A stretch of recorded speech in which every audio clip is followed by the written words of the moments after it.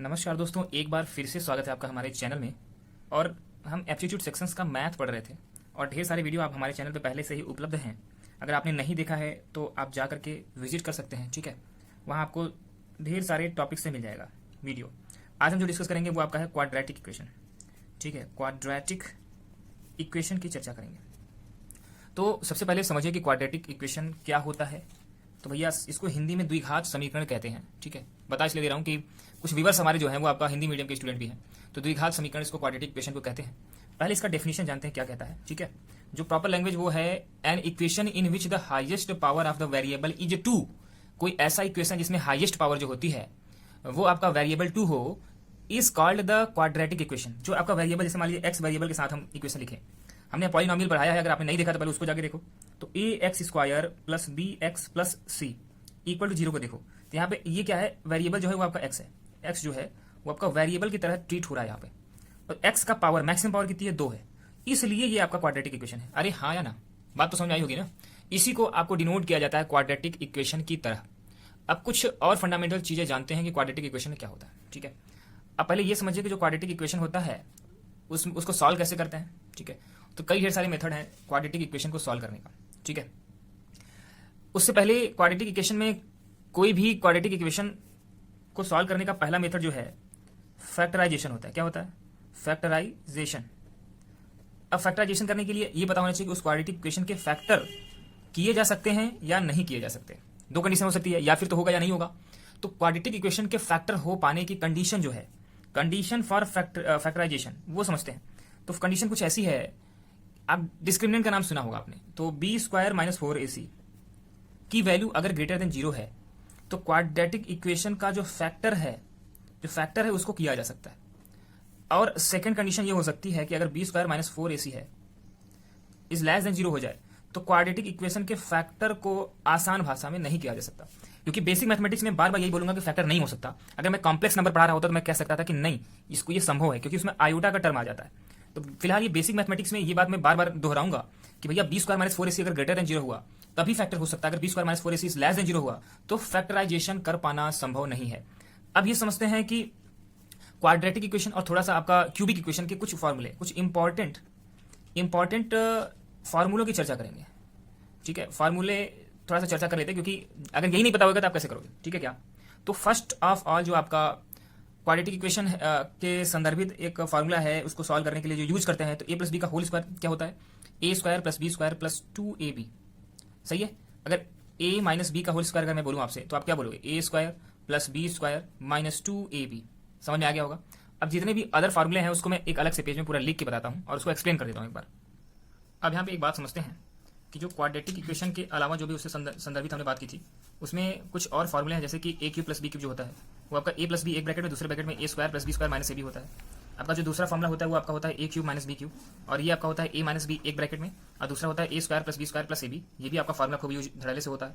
और एक आपका होता है कि ए प्लस बी का होल स्क्वायर जो होता है वो आपका ए माइनस बी का होल स्क्वायर प्लस 4ab होता है, ठीक है। तो ये भी एक अच्छा फार्मूला है। और लास्ट में आपका A plus B plus C का होल स्क्वायर जो होता है वो A square plus B square plus C square plus 2 times of A B plus B C plus C है। ये कुछ इंपॉर्टेंट फार्मूले जो आपको याद रखना चाहिए। अब एक बात पढ़ते हैं, उसको हम बोलते हैं थियरी ऑफ इंडाइसिस, ठीक है। थियरी ऑफ इंडाइसिस, उसको समझते हैं, वो भी एक अच्छा टॉपिक है। तो थियरी ऑफ इंडाइसिस क्या कहता है, द एक्सप्रेशन ऑफ ए की पावर m, अगर ए की पावर m का कोई एक्सप्रेशन दिया गया है, ठीक है, means the product of m factors each equal to the a, then the m is the positive integer.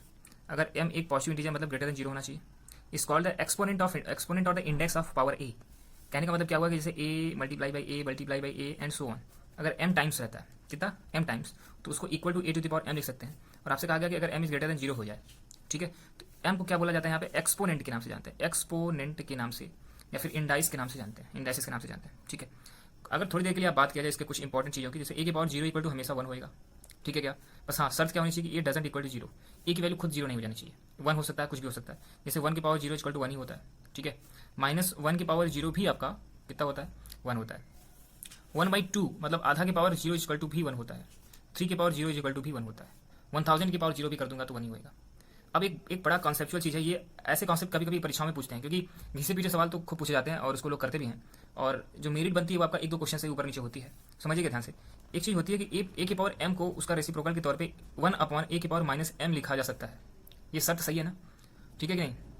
और अगर मैं कह दूं आपसे कि ए की पावर एम अपॉन ए की पावर एन लिखा है, तो इसको ए की पावर एम माइनस एन लिखा जा सकता है क्या? ठीक है, तो ये तरीका होता है। अब कुछ और रूल्स की बात कर लेते हैं जो इंडाइसिस के प्रिंसिपल से संबंधित है। जैसे कि आपका एक्स की पावर एम है मल्टीप्लाई बाई एक्स की पावर एन है। यहाँ पे एक बात आप देख सकते हो कि एक्स एक्स उसका बेस सेम है, तो अगर बेस सेम है तो जो आपका पावर होती है, घातें जो होती हैं वो आपकी जुड़ जाती हैं। अगर माइनस यहाँ माइनस एन होता तो माइनस एन लिख जाता। ठीक है क्या?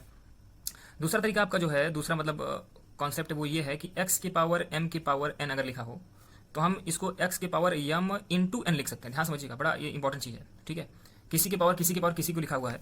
जैसे कि मान लीजिए मैं ए की पावर 2 का होल पावर 3 लिखा है, तो इसको ए की पावर 6 लिखा जा सकता है। ठीक है क्या? अब एक और चीज़ है जिसको आपको समझना चाहिए, वो ये है कि अगर मान लीजिए एक्स और वाई दो चीज़ें हैं, वो उसकी पावर एम लिखा रहे हैं। ठीक है, तो उसको अलग अलग हम पावर में लिख सकते हैं, एक्स की पावर एम इंटू वाई की पावर एन। एम पावर तो सेम थी ना।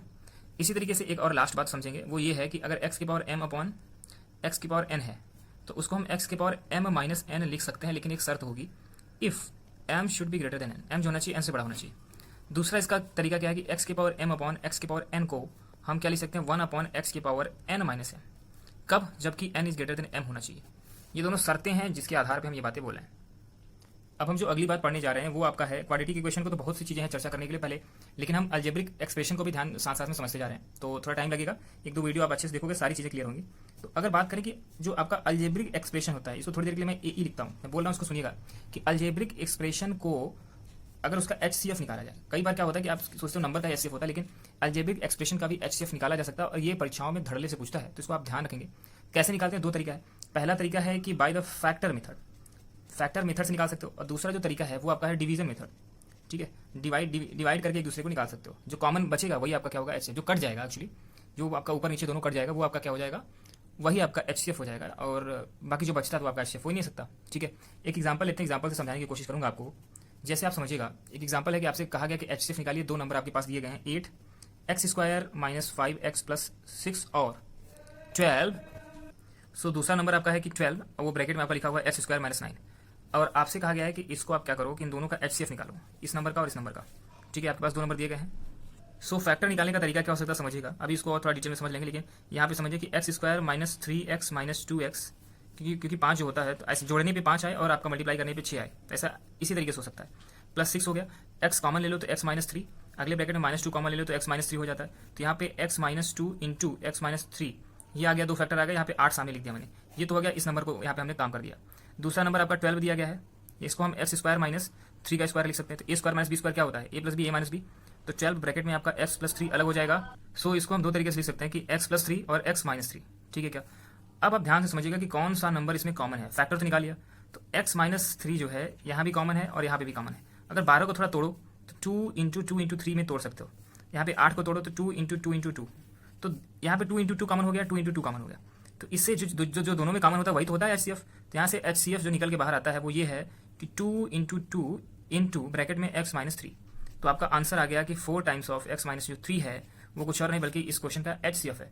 तो ये तो उम्मीद मैं कर सकता हूँ कि आपको HCF जो है इस मेथड से निकालना तो आ ही गया होगा, फैक्टर मेथड से निकालना तो आ ही गया होगा। अब इसी क्वेश्चन को क्यों ना हम LCM निकालें इसका, ठीक है, जिससे आपको दोनों तरीका समझा जाएगा। तो अभी हमने जो क्वेश्चन देखा वो यही था कि इसका और इसका आपको HCF निकालना था। तो उम्मीद करते हैं HCF जो हमने निकाला था वो आपको समझ में भी आ गया होगा, और HCF आया था 4 टाइम्स ऑफ एक्स माइनस 3। सो हमने अभी पढ़ा कि HCF कैसे निकालते हैं इन दोनों नंबर का।